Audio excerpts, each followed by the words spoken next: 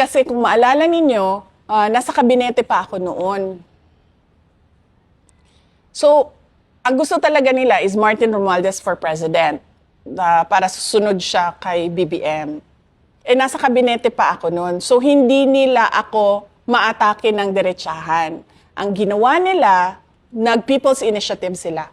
Kasi ito daw yung charter change na sinasabi. Ang gusto nila doon, baguhin ang botohan ng Senate at ng House para mas madali maka-amenda ng Constitution. Kasi sumabog ito, di ba?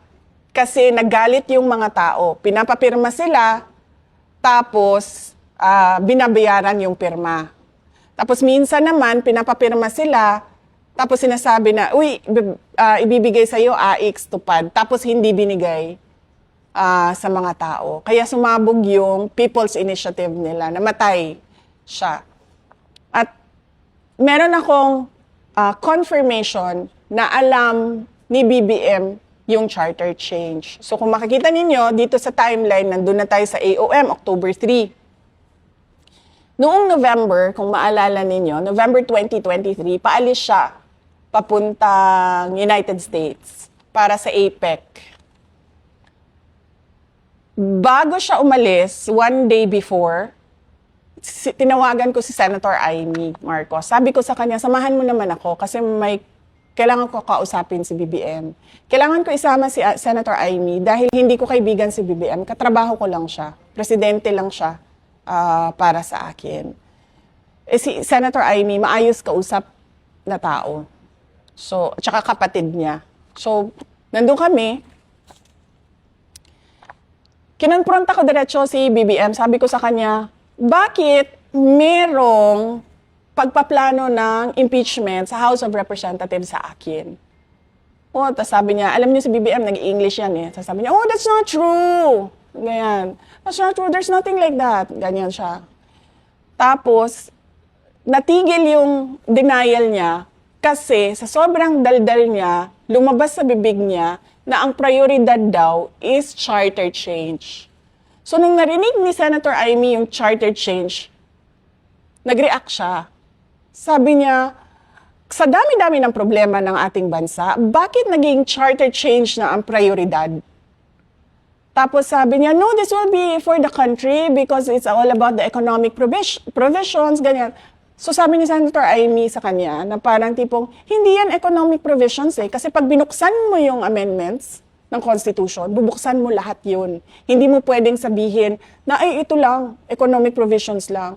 Kasama na doon yung political. Doon kasi unang diniscuss na tatanggalin ang opisina ng Vice President at papahabain yung terms ng members of the House of Representatives. So more than 3 years na yung isang termino. So doon yun, na-confirm ko na alam ni BBM yung ginagawa, bilihan ng signature sa People's Initiative. Doon sa discussion namin kasama si Senator Amy Marcos. November of 2023 yun. Kung makikita nyo sa pag-alis niya, nandoon ako, bago siya umakyat sa hagdanan, lumapit siya sa akin. May binulong siya sa akin. Alam niyo si BBM kasi mahilig magmumble, yung ganon, na hindi mo siya maiintindihan. Meron lang siyang clear words, iilan, at yun lang yung ma-pick up mo sa sinabi niya. Nung lumapit siya sa akin, nasa hagdanan na siya, sinabi niya sa akin, don't worry, I'll take care of you. So parang nagulat ako, na parang nagsinungaling ka kagabi na hindi mo alam ang impeachment. Kasi bakit ka naman magsasabi ng I'll take care of you? 'Di ba? Ang tagal namin nagsama sa kampanya, halos mamatay-matay na kami sa init, sa dehydration, sa pagod. Hindi man nagsabi yan ng I'll take care of you? Tapos bigla, meron akong kinompronta sa'yo na usapang impeachment sa House of Representatives, ibubulong mo sa akin bago ka umalis, I'll take care of you. Why do you need to take care of me? You know something. Diba?